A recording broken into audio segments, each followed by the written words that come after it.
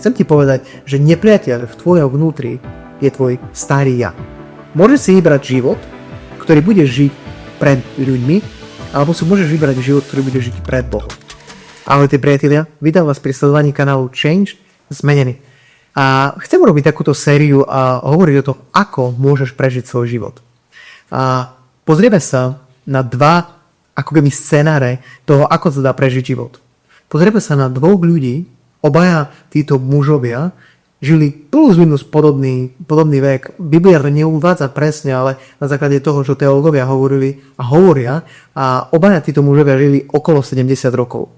A obaja títo mužovia boli kráľmi asi 40 rokov. Každý z nich. A už asi viete, o kom hovorím. Boli to dvaja králi, o ktorých sme my ešte nehovorili a ktorí ste nepozerali, pozrite si judsko-izraelských kráľov, máme nahradných.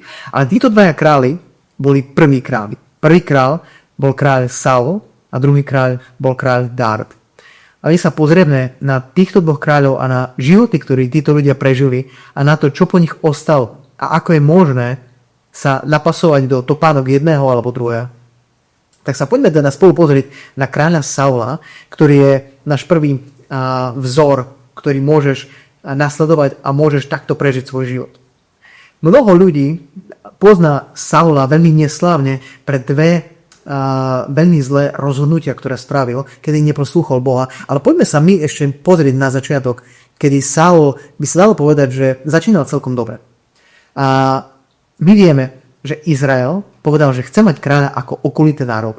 A v tom čase tam operuje prorok Samuel a Boh mu povie, aby pomazal za kráľa muža, po ktorom mu povie, a proste jedného dňa sa k nemu dostane Saul, ten hľadá oslice, ktoré sa stratili jeho otcovi, a ide sa pýtať Samuela, kde môžu byť tak asi oslice. A miesto toho, aby dostal odpoveď o osliciach, aj to dostane, tak Samuel mu povie, že Boh si ho vyvolil za kráľa nad Izraelom. A potom sa stane druhá takáto príležitosť, kedy Saul ide ustanovať kráľa v Izraelovi a hovorí, že toto je kráľ, ktorého si vybral Boh, a hovorí, že toto a tento muž, a všetci ho tam idú hľadať a nikto nevie, kde je, a Saul je napísané, že sa schoval, lebo sa bál, lebo sa hanbil. A potom ho tam vytiahnú z tých košov, kde je schovaný, a všetci vidia, že je o hlavu vyššie ako všetci ostatní ľudia. Ale my sa ideme pozrieť na tohto muža a na jeho začiatky, ktoré neboli až také zlé. Na začiatku Saul ho ustanoví teda za kráľa, ale čítame v 1. Samuelovej v 10. kapitole sa píše od 26. verša: aj Saul odišiel do svojho domu do Gibej a išli s ním niektorí statní mužovia, to je potom, čo ho Samuel ustanovil za kráľa, ktorých srdca sa dotkol Boh, ale synovia Beliálovi, ničomní to mužovia, povedali: a čože nám pomôže tento? A pohrdali ním, ani mu nedoniesli dar. Ale on bol pritom ako ten, kto nečuje. Saul je ustanovený za kráľa a sú tam nejakí ľudia, ktorí ním pohrdajú, ktorí hovoria o ňom slova, že kto on je a čo on nám pomôže, ako keby ho osočujú a vôbec si ho nevážia. Ale je napísaný verš, že Saul bol pritom ako ten, kto nepočuje. A to je veľmi zaujímavé, pretože neskôr uvidíme, že Saul, a toto je za jeden z najväčších problémov, čo si o ňom ľudia myslia, ako ho ľudia vidia a čo o ňom ľudia hovoria. Toto sa nakoniec stalo kameňom úrazu pri Saulovi. A ďalšia vec, krátko na to sa stane, udeje sa vojna, je napadnuté jedno izraelské mesto, a títo mužovia prosia o pomoc a Saul je ten, ktorý iniciuje túto pomoc a rozpošle rozsekané zviera bivola po Izraeli a povie, že ten, kto nepôjde, tak sa mu stane to, čo tomuto bivolovi a volovi, a tak sa zjednotí ľud a bojuje a Saul im pomôže zvíťaziť a oslobodiť toto mesto. A potom je napísané, potom čo ich oslobodia, v 1. Samuelovej 11. kapitole v 12. verši sa píše: vtedy povedal ľud Samuelovi: kto je to, kto povedal, že či vraj Saul bude kráľovať nad nami? Dajte nám tých mužov a zabijeme ich. Čiže ľud hovorí: počúvaj, to kto predtým bol taký drzý, že si tu otvoril ústa na Saula a povedal, že kto tu bude kráľom? Veď Saul nám pomohol, Saul tu celé viedol, poďme a tí darebáci, čo takéto veci kecali, zobudnú. Zabijeme ich teraz, lebo proste hovorili zle proti Saulovi, ohovárali ho a proste hlúposti rozprávajú. Saul to dokázal, potvrdil sa, je proste super. A neskôr v živote, ako vidíme Saula, Saul nemal problém niekoho zabiť kvôli tomu, že ho poškvrnil alebo niečo zlé na ňom povedal. Ale tu vidíme, že Saul mal ešte dobré srdce a Saul na to reaguje ináč. A tu povie Saul toto. Ale Saul riekol, nikto nezomrie tohoto dňa, lebo dnes učinil Jahve, alebo Hospodin spasenie v Izraelovi. A ľud potom išiel do Gilgala a tak zišiel všetom ľud do Gilgala a učinili tam Saula kráľom pred Hospodinom. Oni ho už raz ustanovili kráľom v inom meste a teraz ho ustanovia kráľom pred Jahvem v Gilgale a obetovali tam bytné obety, pokojné obety pred Jahvem a radovali sa tam Saulovi všetci mužovia Izraelovi predajme. Chcem ti povedať jednu veľmi dôležitú vec. Toto si dobre zapamätaj. Tieto dve veci, ktoré tu vidíme na začiatku Saulovho života, nám niečo ukazujú. A vieš, čo nám ukazujú? Ukazujú nám, že diabol nerobí veci len tak. Pokúšanie do tvojho života neprichádza len tak. A Saul nebol pokúšaný len tak na hocičo. Ja ti chcem povedať, že vonku je nepriateľ, ktorý sa volá diabol, ale jeden nepriateľ sa schováva aj v tebe sám. Chcem ti povedať, že nepriateľ v tvojom vnútri je tvoj starý ja. Tvoj starý človek, ktorý chce bojovať proti tebe. A vieš, čo je na tom strašné?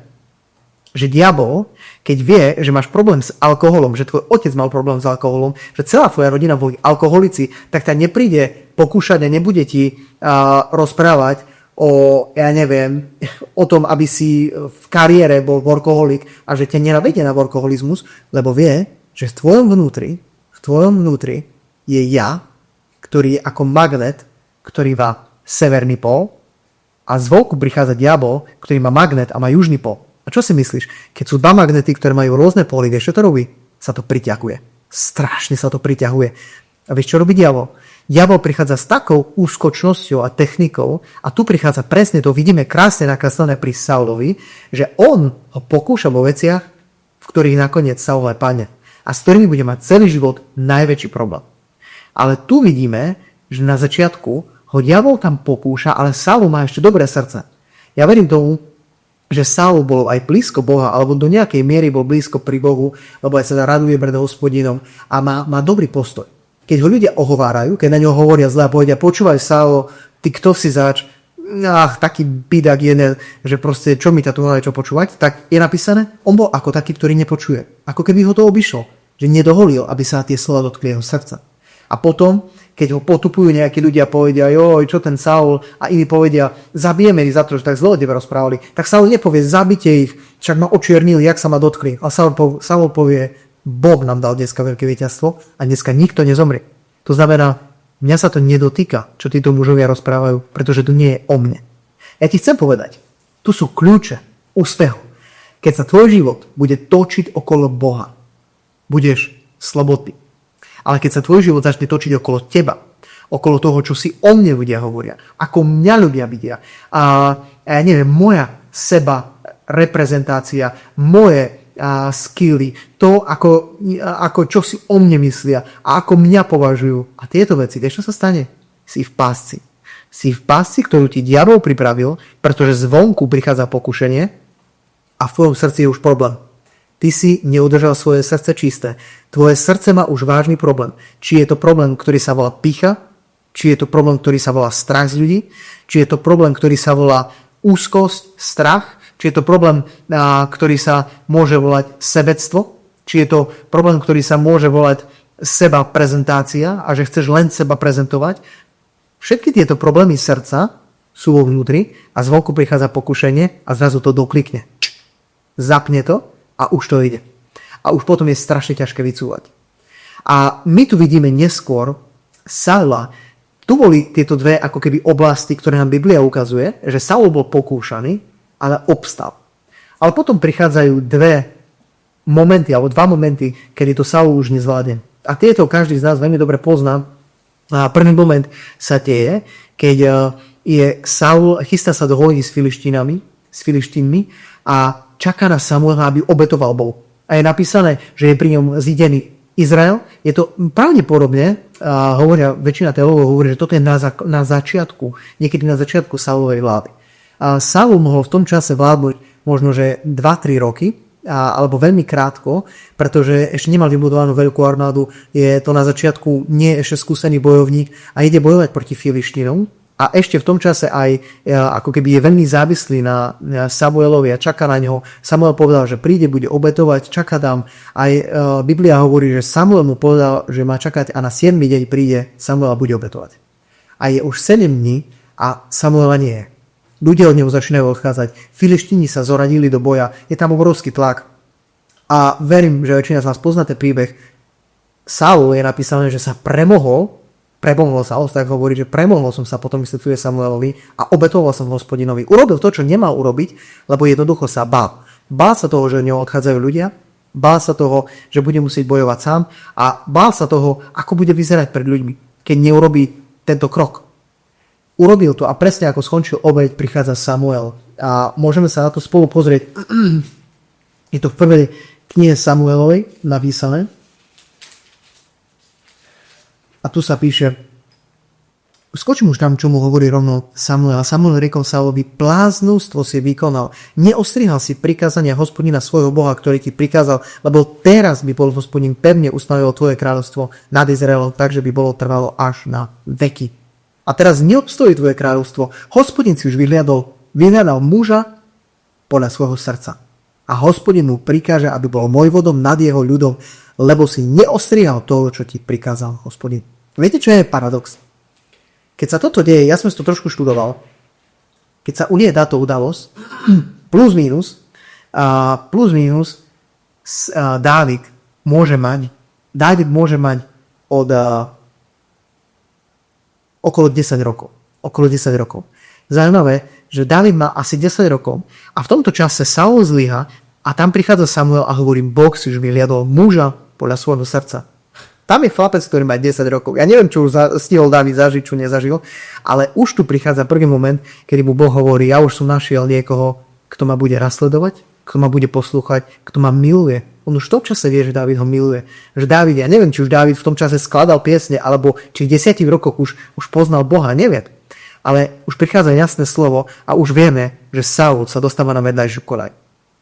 A teraz tento život pokračuje. A tento život vôbec nepokračuje dobre, pretože Saul Boh urobí veľké víťazstvo v tomto boji, dá mu víťazstvo, ale potom znova odchádza, žije si takým svojim životom a potom sa stane o dosť veľa rokov neskôr druhá udalosť, ktorá je ako keby už takým úplným koncom Saulovej vlády. Ako som hovoril na začiatku, Saul vládne 40 rokov.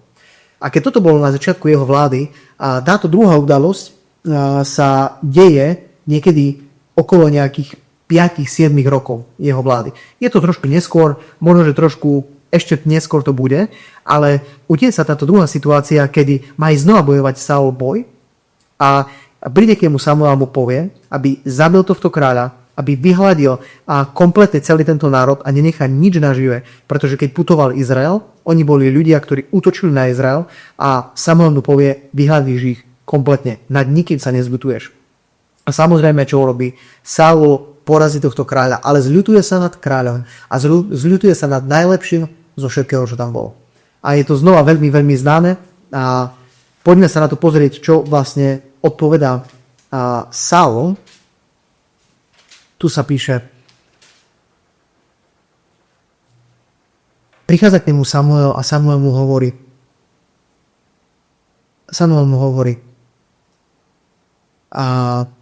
akýže je to bľak pod stáda v mojich ušiach a ručanie volov, ktorý čujem. A Saul povedal, od Amalecha ich prihnali, pretože ľud ušetril čo najlepšie z drobného stáda i z volov, aby bolo čo obetovať Hospodinovi tvojmu Bohu a ostatné sme dali pod kliatbu, zahladili sme.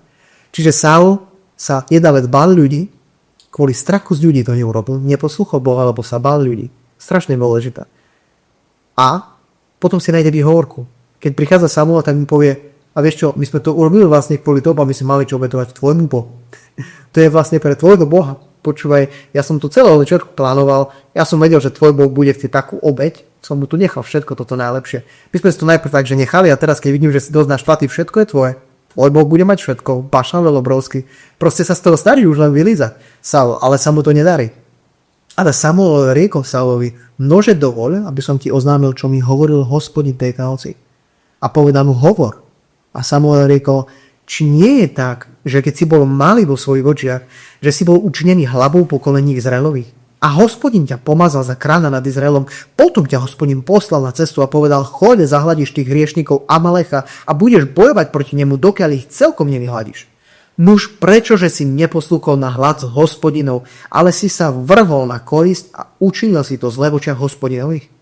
Na to povedal Saul Samuelovi, veď som poslúchol na hlas Hospodinov a išiel som cestou, ktorú ma poslal Hospodin a doviedol som Agaga, kráľa Amalechovho a Amalecha daného pod kliatbu som zahľadil.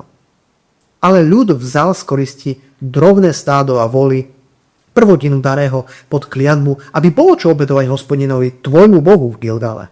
No Samuel riekol, či azda má Hospodin takú záľubu v zápalných a v iných obetiach bytných, ako aby niekto poslúchal na hlas Hospodinov. Hľa, poslúchanie lepšie ako obetovať a pozorovať na slovo Hospodinov ako donášať tuk barán.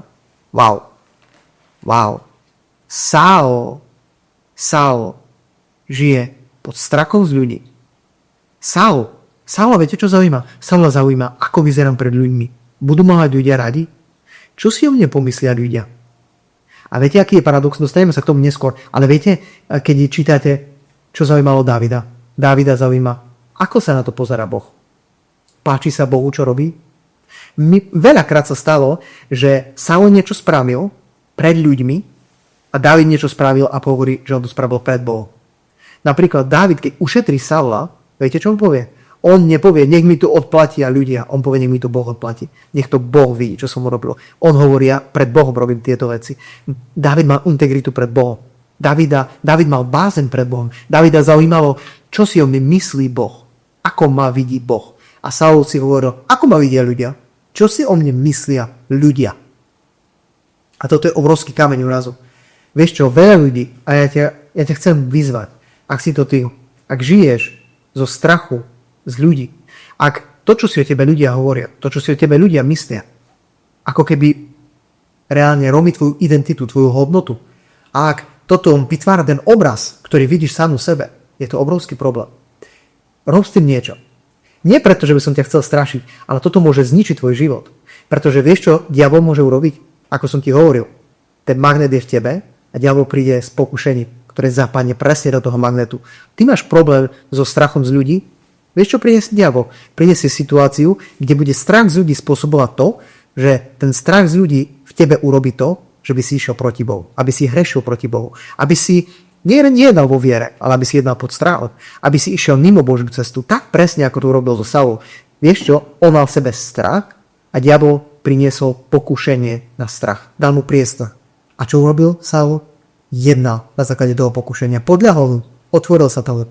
A čo mu hovorí Samuel? Že si hrešil, že si neposlúchol Boha a potom mu Jahve hovorí, že kráľovstvo bude odňaté od teba.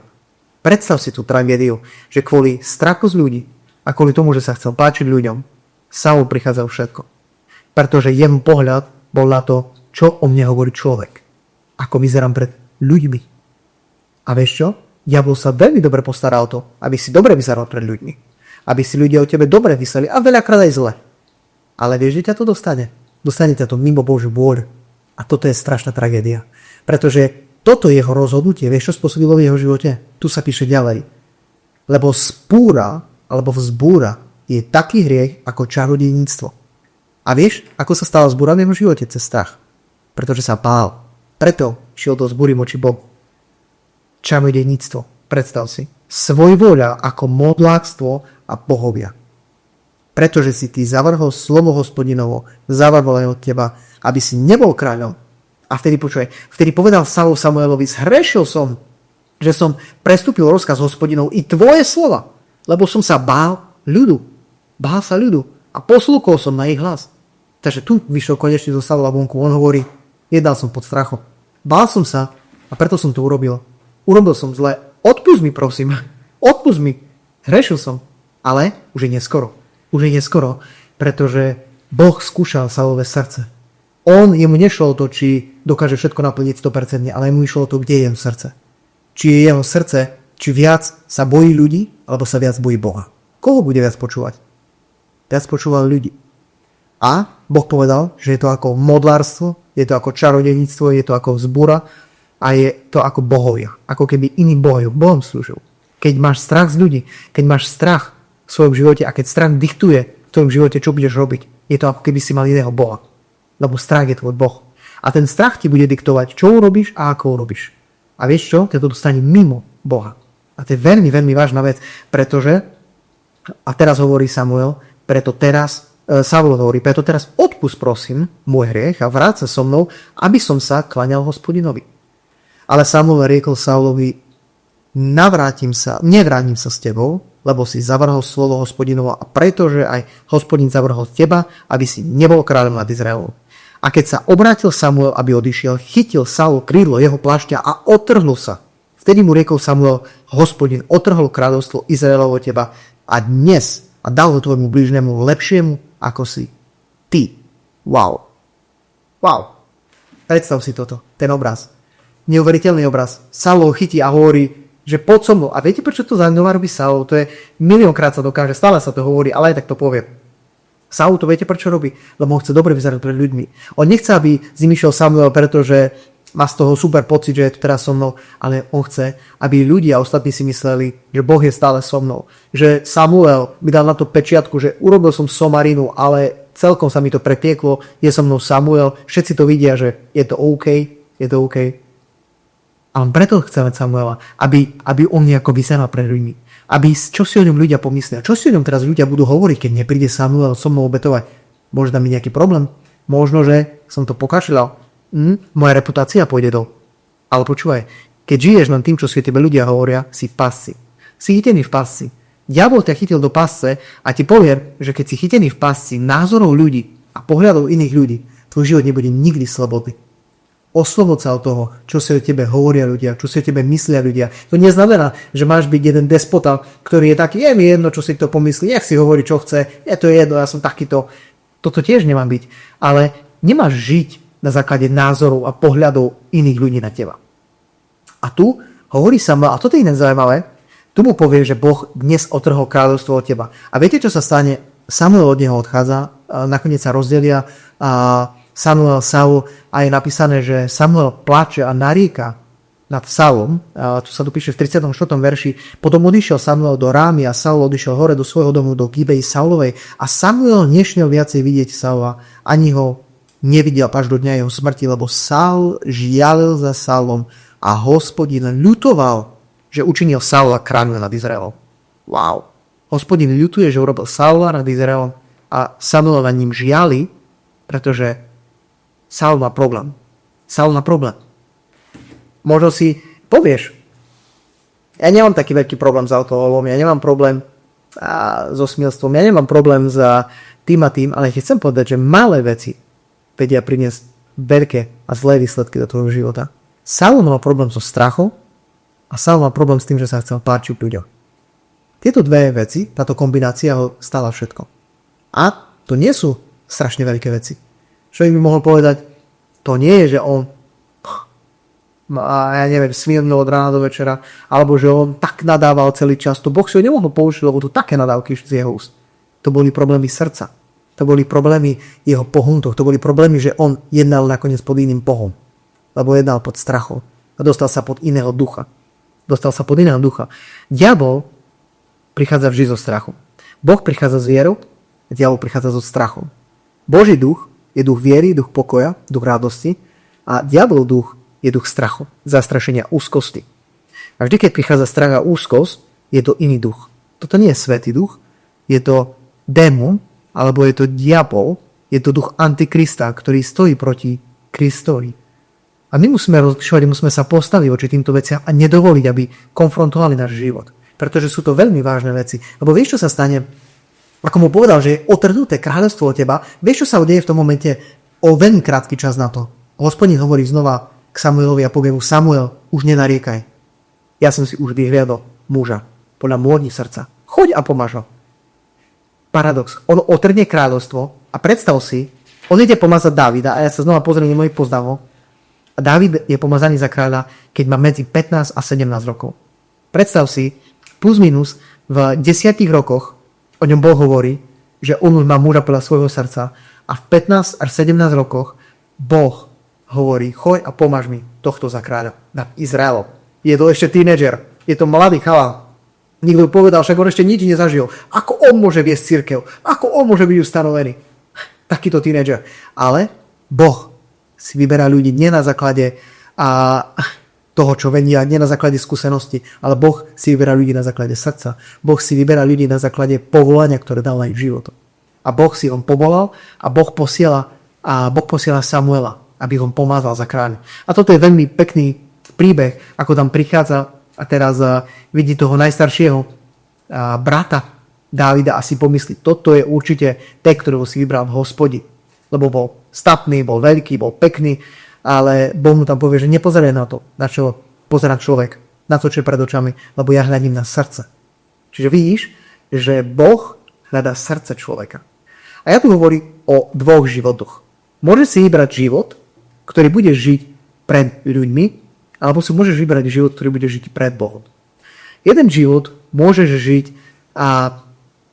zo svojho srdca. To znamená z toho, čo ti je prirodzené. Zo strachu, z pýchy, zo sebectva. Môžeš žiť z toho, čo si o tebe ľudia myslia. A druhý život môže žiť z toho, čo si o mne myslí Boh. Ako na mňa pozerá Boh. Čo o mne hovorí Boh. A tieto dva životy určia smer, akým pôjdeš. A bude to mať zásadný dopad na tvoj život aj na generácie po tebe. Lebo my vidíme, že Saul prišiel o všetko. V konečnom dôsledku zomrie a zomrie celá jeho rodina a prídu o všetko, čo budoval. Bol kráľom 40 rokov, žil 70 rokov, ale jeho život je ako keby nič. Nič po ňom neostalo. Dávid žil 70 rokov, kráľom bol 40 rokov, ale ostalo po ňom strašne veľa.